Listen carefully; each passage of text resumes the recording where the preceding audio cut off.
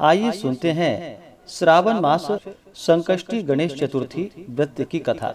इसे संकटा चतुर्थी और संकट नाशन गणेश चतुर्थी के नाम से जाना जाता है। गणेश चतुर्थी का व्रत हर माह के कृष्ण पक्ष और शुक्ल पक्ष की चतुर्थी तिथि के दिन किया जाता है। इस दिन भगवान गणेश की प्रसन्नता के लिए व्रत को धारण किया जाता है। इस व्रत को कोई भी धारण कर सकता है। विशेषकर इस व्रत को स्त्रियां धारण करती हैं, जो कि यह व्रत संतान आदि सर्व सिद्धि प्रदायक व्रत है। तो आइए सुनते हैं श्रावण कृष्ण संकटा चतुर्थी व्रत की कथा। तो बोलिए प्रेम से भगवान गणेश की जय। एक बार ऋषि गणों ने स्कंद कुमार भगवान कार्तिकेय से पूछा। ऋषिगण पूछते हैं कि हे स्कंद कुमार, हे कार्तिकेय, दरिद्रता, शोक, कुष्ठ आदि से विकलांग, शत्रुओं से संतप्त, राज्य से निष्कासित राजा, सदैव दुखी रहने वाले, धनहीन, समस्त उपद्रवों से पीड़ित, विद्याहीन, संतानहीन, घर से निष्कासित लोगों, रोगियों एवं अपने कल्याण की कामना करने वाले लोगों को क्या उपाय करना चाहिए जिससे उनका कल्याण हो और उनके उपरोक्त कष्टों का निवारण हो। यदि आप कोई उपाय जानते हो तो उसे कृपा करके बतलाइए। स्वामी कार्तिकेय जी ने कहा कि हे ऋषियों, आपने जो प्रश्न किया है उसके निवारणार्थ मैं आप लोगों को एक शुभदायक व्रत बतलाता हूँ, उसे सुनिए। इस व्रत को करने से पृथ्वी के समस्त प्राणी संकटों से मुक्त हो जाते हैं। यह व्रत राज महापुण्यकारी एवं मानवों को सभी कार्यों में सफलता प्रदान करने वाला है। विशेष करके यदि इस व्रत को महिलाएं करें तो उन्हें संतान एवं सौभाग्य की वृद्धि होती है। इस व्रत को धर्मराज युधिष्ठिर ने किया था। पूर्व काल में अपने भाइयों के साथ जब धर्मराज वन में चले गए तो उस वनवास काल में भगवान श्री कृष्ण ने उनसे कहा था। युधिष्ठिर ने भगवान कृष्ण से अपने कष्टों के शमनार्थ जो प्रश्न किया था उस कथा को आप श्रवण कीजिए। युधिष्ठिर पूछते हैं कि हे पुरुषोत्तम, ऐसा कौन सा उपाय है जिससे हम वर्तमान संकटों से मुक्त हो सके। हे गदाधर, आप सर्वज्ञ हैं। हम लोगों को आगे अब किसी प्रकार का कष्ट न भुगतना पड़े, ऐसा उपाय बतलाइए। स्कंद कुमार जी कहते हैं कि जब धैर्यवान युधिष्ठिर विनम्र भाव से हाथ जोड़कर बारंबार अपने कष्टों के निवारण का उपाय पूछने लगे, तब भगवान ऋषिकेश ने कहा। भगवान श्री कृष्ण कहते हैं कि हे राजन, संपूर्ण कामनाओं को पूर्ण करने वाला एक बहुत बड़ा गुप्त व्रत है। हे पुरुषोत्तम, इस व्रत के संबंध में मैंने आज तक किसी को नहीं बतलाया है। हे राजन, प्राचीन काल में सतयुग की बात है कि पर्वतराज हिमालय की सुंदर कन्या पार्वती जी ने भगवान शंकर जी को पति रूप में प्राप्त करने के लिए गहन वन में जाकर कठिन तपस्या की थी, परंतु भगवान शिव प्रसन्न होकर प्रकट नहीं हुए। तब शैलतया पार्वती जी ने अनादि काल से विद्यमान गणेश जी का स्मरण किया। गणेश जी को उसी क्षण प्रकट देखकर पार्वती जी ने उनसे पूछा कि मैंने कठोर, दुर्लभ एवं लोमहर्षक तपस्या की, किंतु अपने प्रिय भगवान शिव को प्राप्त न कर सकी। वह कष्ट विनाशक दिव्य व्रत जिसे नारद जी ने कहा है और जो आपका ही व्रत है, उस प्राचीन व्रत के तत्व को आप मुझसे कहिए। पार्वती जी की बात को सुनकर तत्कालीन सिद्धिदाता गणेश जी उस कष्ट नाशक शुभदायक व्रत का प्रेम से वर्णन करने लगे। गणेश जी ने कहा कि हे अचल सुते, अत्यंत पुण्यकारी एवं समस्त कष्ट नाशक व्रत को कीजिए। इसके करने से आपकी सभी आकांक्षाएं पूर्ण होंगी और जो व्यक्ति इस व्रत को करेंगे उन्हें भी सफलता मिलेगी। हे देवाधिदेवेश्वरी, श्रावण के कृष्ण पक्ष चतुर्थी को रात्रि में चंद्रोदय होने पर पूजन करना चाहिए। उस दिन प्रातः कृत्य से निपटकर मन में संकल्प करे, जब तक चंद्रोदय नहीं होगा मैं निराहार रहूंगी। पहले गणेश पूजन करके तभी भोजन ग्रहण करूंगी। मन में ऐसा निश्चय करना चाहिए। इसके बाद सफेद तिल के जल से स्नान करे। अपना नित्य कर्म करने के बाद हे सुंदर व्रत वाली मेरा पूजन करे। यदि सामर्थ्य हो तो प्रतिमास स्वर्ण की मूर्ति का पूजन करे। अभाव में चांदी, अष्टधातु अथवा मिट्टी की मूर्ति की पूजा करे। अपनी शक्ति के अनुसार सोने, चांदी, तांबे अथवा मिट्टी के कलश में जल भरकर उस पर गणेश जी की प्रतिमा स्थापित करे। कलश पर वस्त्राच्छादन करके अष्टदल कमल की आकृति बनावे और उसी पर मूर्ति की स्थापना करे। तत्पश्चात षोडशोपचार पूजन विधि से भक्ति पूर्वक पूजन करे।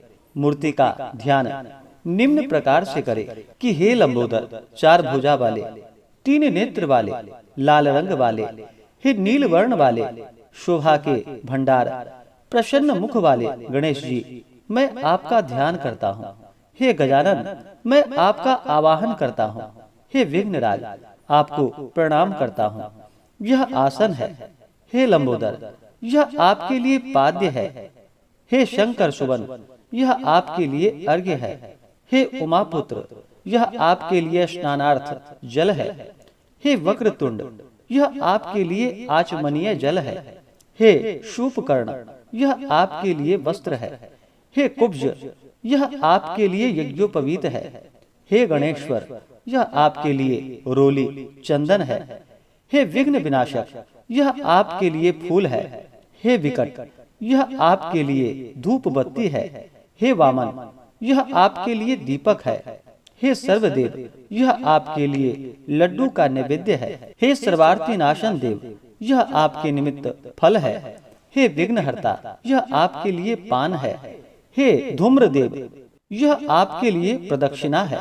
हे देवेश, यह आपके निमित्त मेरा प्रणाम है। प्रणाम करने के बाद क्षमा प्रार्थना करे।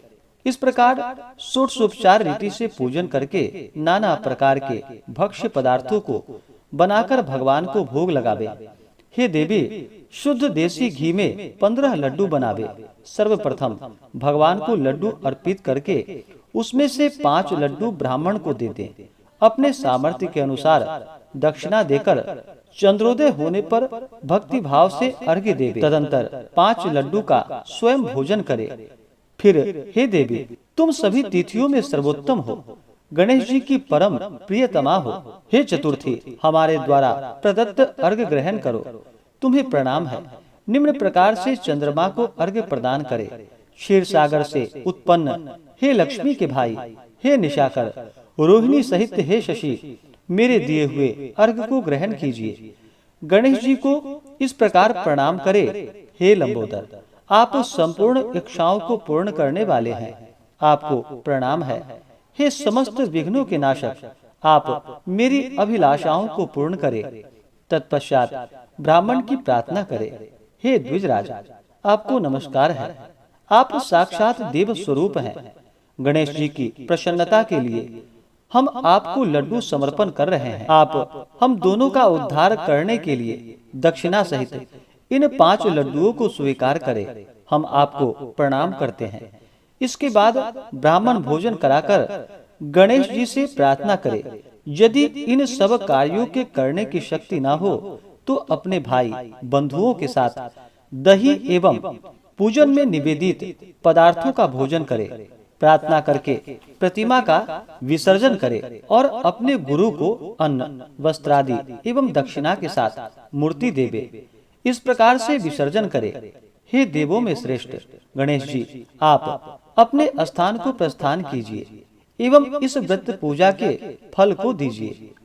हे सुमुखी, इस प्रकार जीवन भर गणेश चतुर्थी का व्रत करना चाहिए। यदि जन्म भर न हो सके तो 21 वर्ष तक करे। यदि इतना करना भी संभव ना हो तो 1 वर्ष तक 12 महीने के व्रत को करे। यदि इतना भी न कर सके तो वर्ष के 1 मास का अवश्य ही व्रत करे और श्रावण कृष्ण चतुर्थी को व्रत का उद्यापन करे। उद्यापन विधि: सर्वप्रथम सर्वशास्त्र वेत्ता गणपति पूजक आचार्य का वरण करे। जो भी आचार्य आते हैं, ब्राह्मण आते हैं, उन्हें वस्त्र देना चाहिए। उनकी आज्ञा के अनुसार शास्त्रोक्त रीति से पूजन करे। अपनी शक्ति के अनुसार 1008, 108, 28 अथवा 8 लड्डू से गणपति का हवन करे।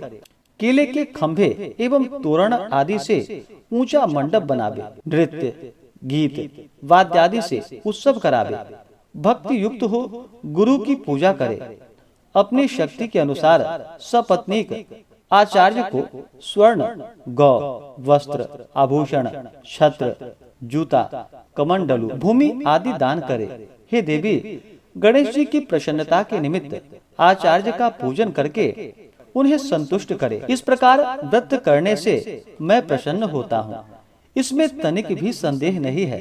जो लोग मेरी पूजा भक्ति भाव से करते हैं, उनकी अभिलाषा मैं पूर्ण कर देता हूँ। श्री कृष्ण जी कहते हैं, हे युधिष्ठिर, प्राचीन काल में स्वयं गणेश जी ने पार्वती जी से कहा था और पार्वती जी ने उसी भांति आराधना की थी। इससे उन्हें सफलता प्राप्त हुई। इसी व्रत के करने से पतिव्रता पार्वती का विवाह शिव जी से हुआ, जिनके साथ आज तक पार्वती जी गणेश जी की कृपा से विहार किया करती हैं। अतः हे महाराज युधिष्ठिर, आप भी इस संकट नाशक व्रत को करें। यह संकटा नाम की चतुर्थी बड़ी शुभकारी है। स्कंद कुमार जी कहते हैं कि भगवान श्री कृष्ण जी के मुख से इस प्रकार संकट नाशक चतुर्थी व्रत को सुनकर, हे महर्षि, पूर्व काल में राज्य प्राप्ति की कामना से युधिष्ठिर ने इस व्रत को किया। इस व्रत के प्रभाव से उन्हें संपूर्ण शत्रुओं का विनाश करके राज्य को प्राप्त किया। इस व्रत के करने से चारों पुरुषार्थ धर्म, अर्थ, काम, मोक्ष सुलभ हो जाते हैं। मनुष्य की आकांक्षाएं पूर्ण होती है और बड़े बड़े शासकों, पदाधिकारियों तक को अपने वश में कर लेते हैं। मनुष्यों पर किसी प्रकार का संकट आने पर इस व्रत को करने से मनुष्य संकट मुक्त हो जाता है। सीता जी के अन्वेषण में पवन कुमार हनुमान जी ने इस व्रत को किया था। पूर्व काल में राजा बलि के संकटग्रस्त होने पर रावण ने भी इस व्रत को किया था। गौतम पत्नी अहिल्या ने पति के द्वारा श्रापग्रस्त होकर पति वियोग के कारण इस व्रत को किया था। इस व्रत के करने से विद्यार्थी को विद्या तथा धनेक्षु को धन की प्राप्ति होती है। संतान की इच्छा करने वाले को संतान प्राप्ति, रोगग्रस्त को व्याधि मुक्ति होती है तथा गणेश जी की कृपा से मनुष्यों के सभी प्रकार के पाप नष्ट हो जाते हैं। इस प्रकार से श्रावण कृष्ण गणेश चतुर्थी व्रत की कथा पूर्ण हुई। तो बोलिए प्रेम से भगवान गणेश की जय, चौथ माता की जय। तो आशा करता हूँ कि यह जानकारी आपको अच्छा लगा हो। ऐसे ही ज्ञानवर्धक जानकारियाँ प्राप्त करने के लिए हमारे इस चैनल पे अगर आप नए हैं तो चैनल को लाल बटन दबा करके सब्सक्राइब करें, साथ में बेल आइकन घंटी को दबाएं ताकि मेरे वीडियो का नोटिफिकेशन आपको समय से मिलता रहे।